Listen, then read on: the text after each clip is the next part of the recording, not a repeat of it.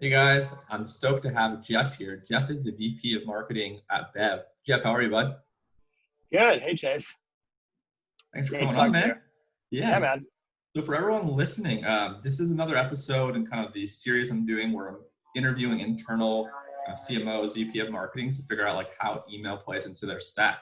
So let's dive in. Would you mind telling me kind of about yourself and kind of the current role you're at? Yeah. I joined Bev back in like it's been almost a year now, like September of last year, and the company was sort of like at this transition stage. We just signed our wholesale distributor, so Bev, we make canned wine. Let's start with that. We signed the largest spirit and wine distributor in North America, Southern Glazers, who are amazing. And at that point, our D2C business was basically non-existent. We were focused solely on getting into stores on and off premise, and that was how that was basically 99% of our business at that point. And that also was the case basically through up until February, when we started really like looking at ads and e-com. We built out, we started to think about building out a new website and optimizing for conversion, which is actually the original reason we got into wine as the product and business. I mean, there's the mission behind Bev, which Alix, who's also my wife, I don't know if you knew that, she like started Bev, with this mission around wanting to change drinking culture, and create a narrative and a brand in that space that spoke to and for women, and made drinking culture a far more positive and fun environment. So that's sort of like what Bev was born out of. And the great thing about our product as a canned wine, we're allowed to sell direct to consumer because of like California wine laws. So most alcohol in the United States cannot be shipped direct to consumer. You can't go and buy like a bottle of Jack Daniels on their website and have it shipped to your door. But wine, we can. So that was how like we sort of like got into. That was one of the initial reasons for like moving into wine as the product versus something else, was like shipping direct to consumer. It took a little bit of time to get off the ground and see traction, but now we're moving. That's awesome, man. So obviously you mentioned that your wife is kind of the founder and starter. Were you then the first kind of marketing person alongside her? Or like how big is the marketing team today? And kind of like what did it look like, before you started, if there were people there? Yeah, I mean, I've been working in advertising marketing for my whole career. Worked with many media startups like in New York, and then had a brief political stint after the 2016 election, when I worked on some campaigns. And I've been a fly on the wall essentially to Bev for our entire relationship, and have seen it go through a couple stages. I mean, it's not that old. It's 2.5 years old. When I joined, the marketing team, there wasn't a head of marketing per se. I think it was a lot of the creative team, like trying to figure it out. As a lot of startups, you have a lot of like young, very smart people. But I think when I joined, there wasn't a ton of marketing direction, and we have started to we focused a lot, started not doing some things and focusing on the areas where we're obviously seeing impact, and our ads started performing earlier this year. D2C, I mean, it's the first time we actually started running ads for the first time, and we started seeing success in D2C as well as success in our retail.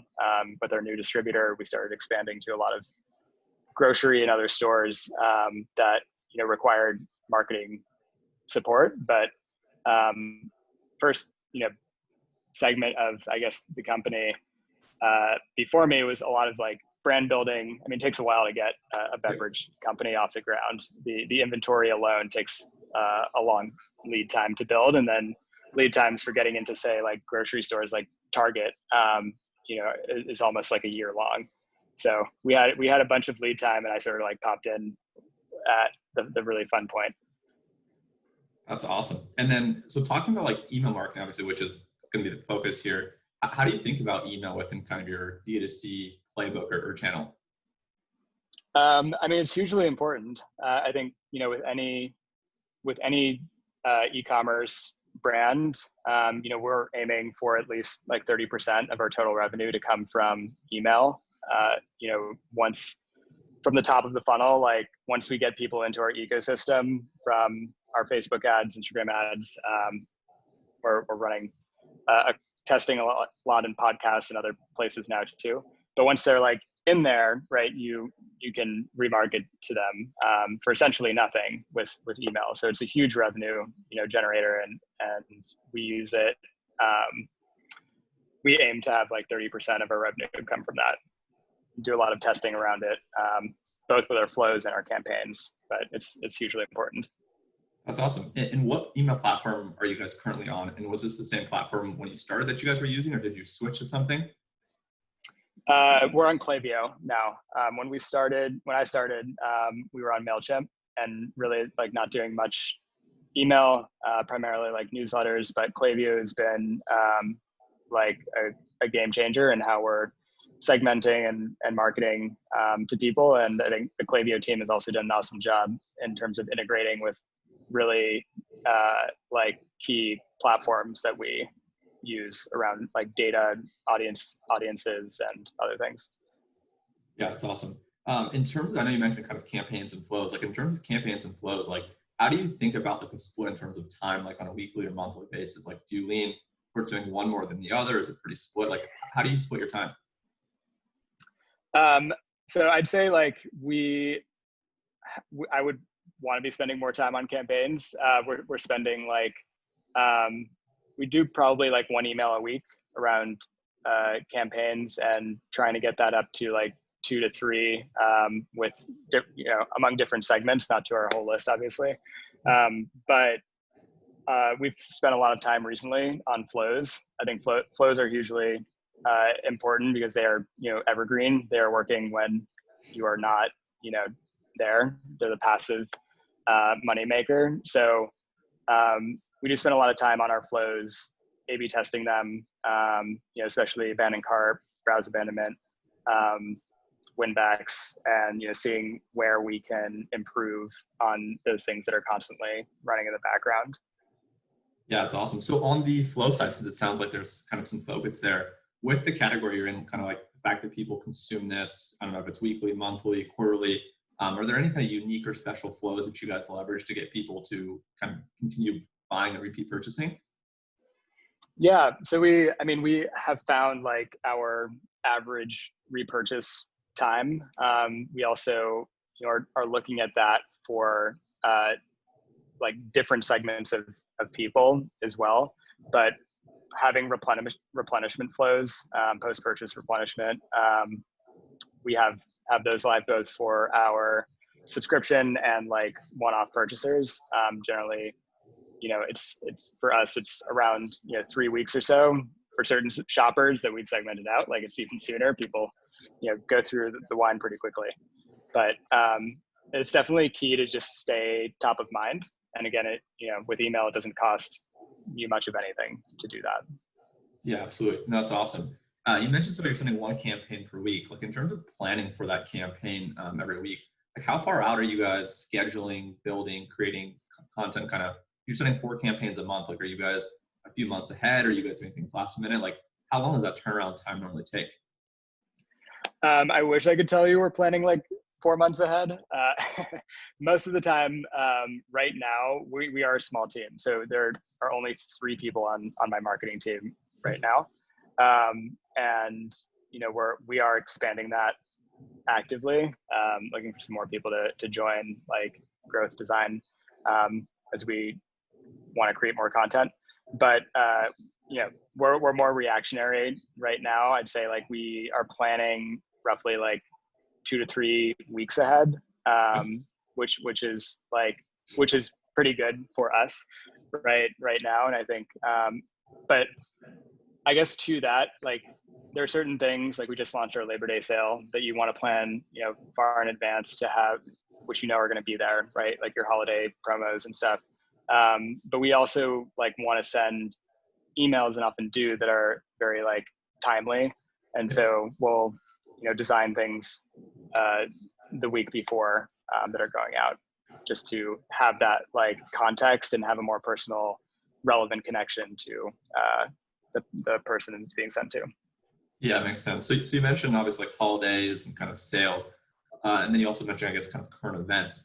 Do you guys send any other kind of campaigns, whether that might be like community based, maybe like recipes, like what other kind of campaigns you guys send, or like what does that makeup look like? Yeah, so I mean, we do a lot of our welcome flow, for one, like does a lot of educating on our brand. I think people still, while canned wine is like starting to boom and become more common, people still like need education on like the wine itself, like how we're zero sugar, how we like other ingredients that we have, we basically don't use any like preservatives and stuff like that. So like there is a lot of consumer education that still needs to be done. We also have been like made our wine specifically for the can, whereas a lot of let's say like larger wineries who have canned wines often are just like making it an extension of their normal wine. They just take their wine that they put in bottles and put it in a can. But we've made ours, specifically for the can. I think that education is really important. It's not really just like a sales email, but it is like giving consumer more context and moving them along the buying path.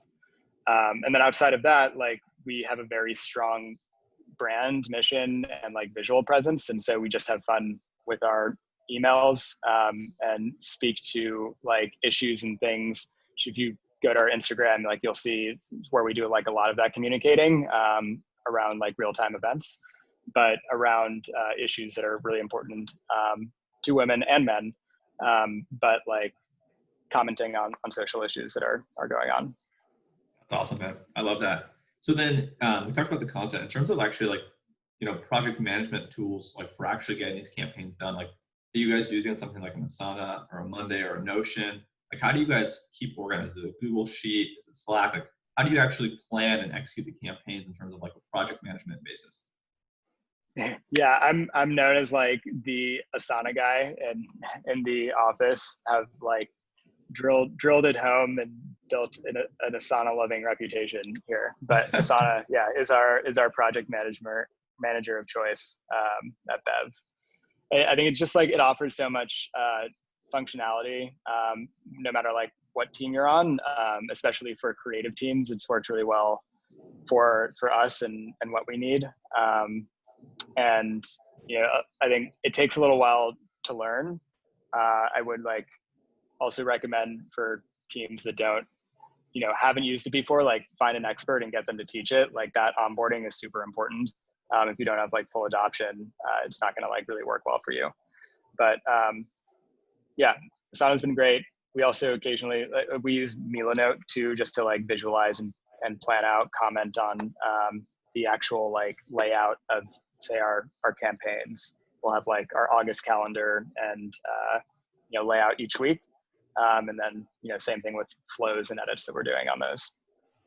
Awesome. So outside of like Klaviyo and the two project management tools, are there any other tools that you kind of like or you recommend, whether it's on the email side or just marketing in general, that are kind of helping you guys, whether it's on the design or the copy or whatever kind of reporting? Like, is there anything else that you guys are using that you think is worth mentioning?